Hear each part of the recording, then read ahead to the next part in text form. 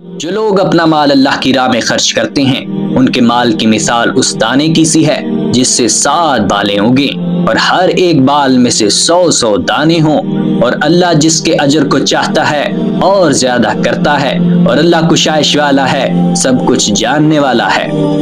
جو لوگ اپنا مال اللہ کے راستے میں صرف کرتے ہیں پھر اس کے بعد نہ اس خرچ کا کسی پر احسان رکھتے ہیں اور نہ کسی کو تکلیف دیتے ہیں، ان کا صلہ ان کے پروردگار کے پاس تیار ہے، اور قیامت کے روز نہ ان کو کچھ خوف ہوگا اور نہ وہ غمگین ہوں گے۔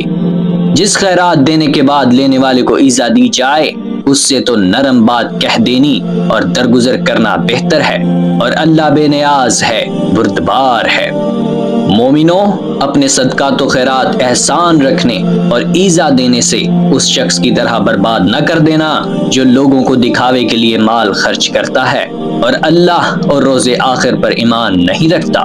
تو اس کے مال کی مثال اس چٹان کی سی ہے جس پر تھوڑی سی مٹی پڑی ہو اور اس پر زور کا مے برس کر اسے صاف کر ڈالے۔ اسی طرح یہ ریاکار لوگ اپنے اعمال کا کچھ بھی صلہ حاصل نہیں کر سکیں گے، اور اللہ ایسے ناشکروں کو ہدایت نہیں دیا کرتا۔ اور جو لوگ اللہ کی خوشنودی حاصل کرنے کے لیے اور خلوص نیت سے اپنا مال خرچ کرتے ہیں ان کی مثال ایک باغ کی سی ہے جو اونچی جگہ پر واقع ہو، جب اس پر زور کا مے پڑے تو دگنا پھل لائے، پھر اگر مے نہ بھی پڑے تو خیر پھوار ہی سہی، اور اللہ تمہارے کاموں کو دیکھ رہا ہے۔